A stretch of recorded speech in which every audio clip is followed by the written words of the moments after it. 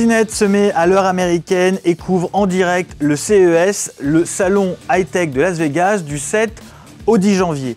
2 rendez-vous quotidiens en vidéo. Le matin à 9 h, on fait le programme, on vous présente les grosses annonces qui vont rythmer la journée. Et le soir, à partir de 18 h, on fait le débrief, le best-of, ce que l'on a retenu. On commence donc ce soir avec la préouverture du salon. On attaque doucement avec les geekeries connectées. Chez Parrot, on connaissait l'AR Drone, le quadricoptère intelligent à piloter depuis son smartphone et sa tablette. Pour cette édition 2014 du CES, le Français dévoile 2 nouveaux gadgets connectés, un mini-drone et un véhicule à 2 roues sautillant. Le mini-drone reprend une partie de la techno de l'AR Drone pour améliorer la stabilisation, mais aussi faciliter le pilotage depuis un smartphone ou une tablette compatible Bluetooth 4.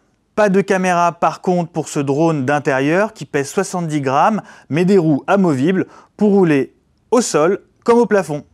Après les airs, Parrot revient sur terre avec le Jumping Sumo, un jouet connecté juché sur 2 roues, capable de filmer, d'effectuer virage à 160 degrés, de tourner sur lui-même, mais aussi des sauts de cabri d'environ 80 cm, d'où son petit nom.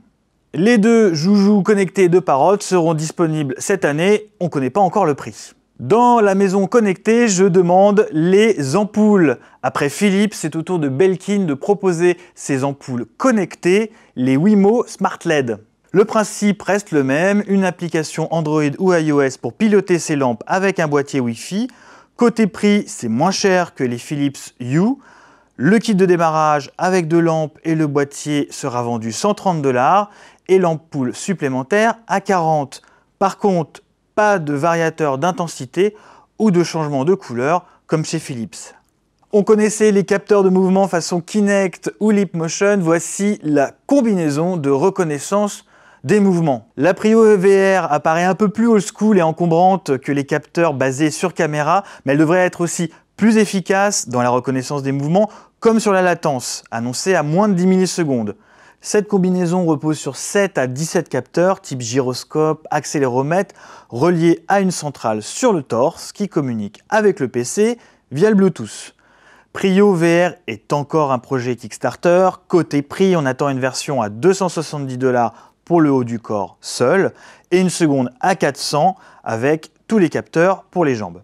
On termine avec le LOL du jour. Après la fourchette connectée, voici la brosse à dents connectée. Sortie de l'esprit fertile d'une start-up française, Colibri, c'est le nom de cette brosse à dents électrique, vous propose une analyse critique sur votre méthode de brossage en temps réel.